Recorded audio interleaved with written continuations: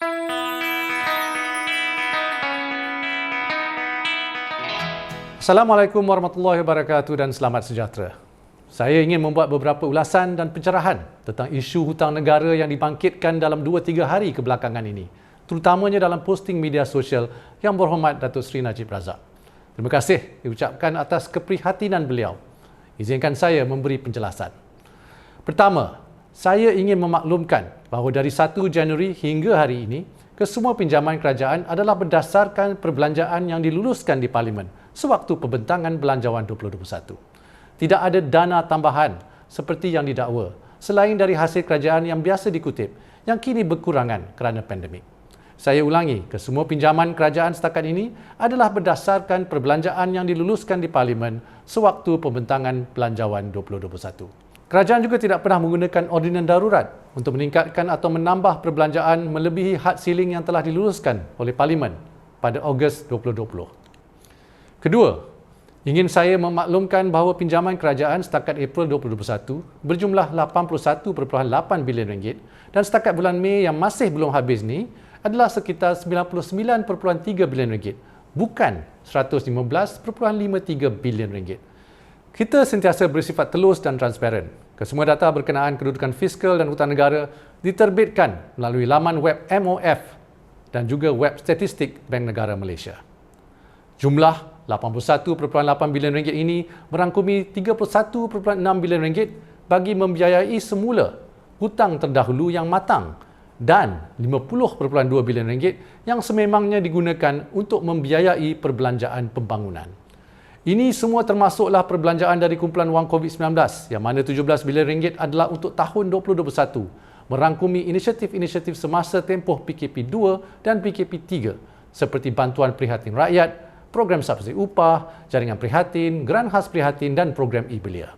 Saya menjangkakan akan ada yang terfikir untuk bertanya, mengapakah kiraan yang dibuat oleh Kementerian Kewangan ini, iaitu 81.8 bilion ringgit, begitu berbeza dengan jumlah yang didakwa, iaitu 115.3 bilion ringgit.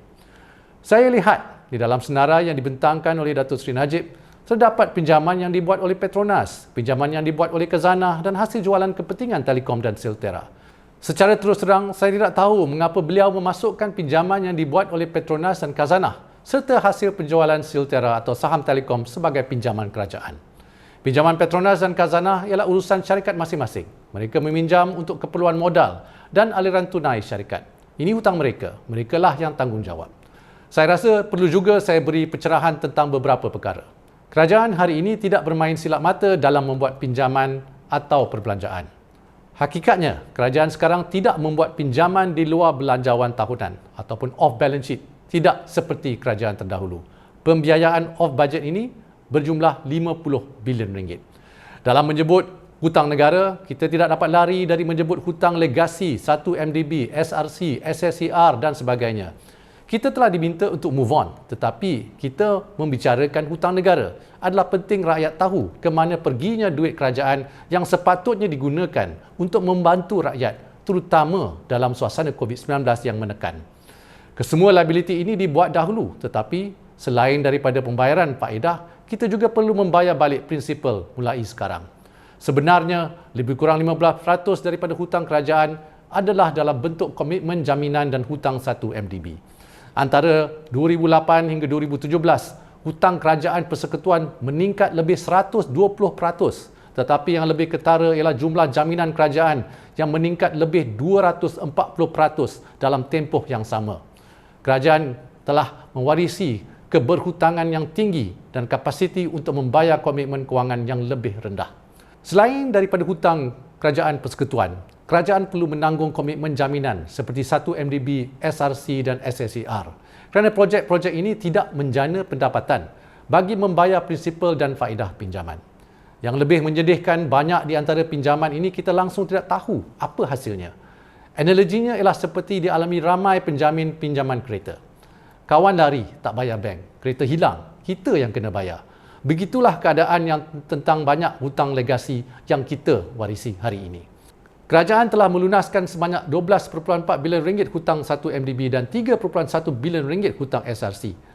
Baki hutang merangkumi prinsipal dan kupon keuntungan faedah bagi bond, sukuk dan pinjaman berjangka adalah sebanyak 39.8 bilion ringgit bagi 1 MDB dan 2.57 bilion ringgit bagi SRC. Bagaimana untuk move on? Kerana sebab perlu berbayar berbilion-bilion untuk pinjaman ini, kita tak dapat menggunakan dana ini untuk dibahagikan kepada rakyat semasa pandemik ini. Bayangkan berapa ramai yang kita dapat bantu dengan jumlah ini.